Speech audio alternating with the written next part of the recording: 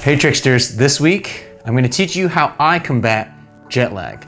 Jet lag is one of those things that every single traveler needs to know how to work with it, how to deal with it, and there are 3 easy steps. The third step involves these, but all 3 need to be followed through. Step number 1, always make sure you make it to 10 p.m.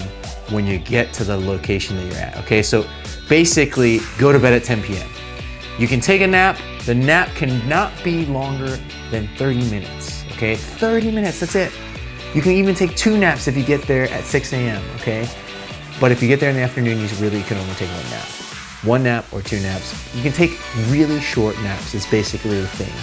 That's rule number 1. Rule number 2, don't talk about the other times, okay? Don't talk about the other time zone you came from. Don't think about what dinner time it is over at home. You are now here, you're in present. Do not think about what previous time zone you came from.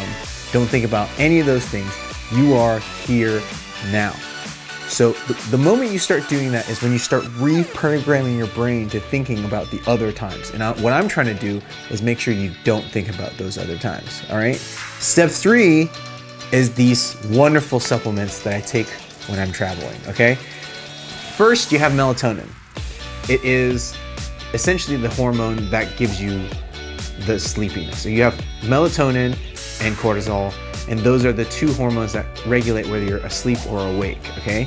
This one, melatonin, is a pure form of that hormone. Now, next to it is 5-HTP.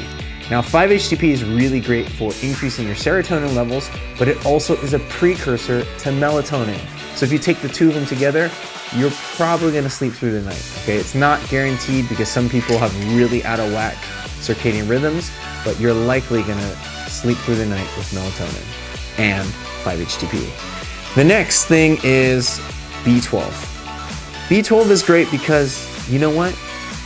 You're taxing your adrenal glands.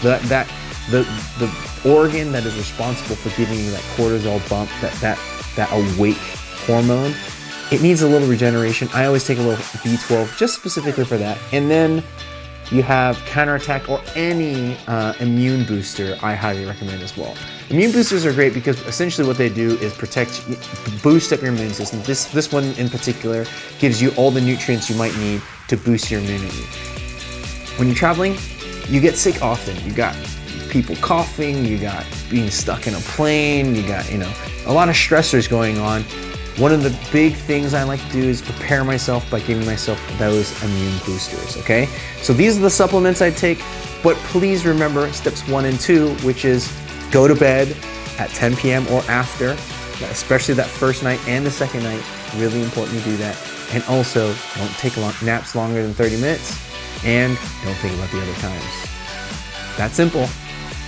You can be jet lag free with these tips. I'm not a doctor or physician, so I can only tell you from my experiences what I take, but these are my personal recommendations of how I combat a traveler, someone that's on the road a lot. I take these when I'm traveling. Thanks. Don't forget to like, comment, and share, and I'll see you next week.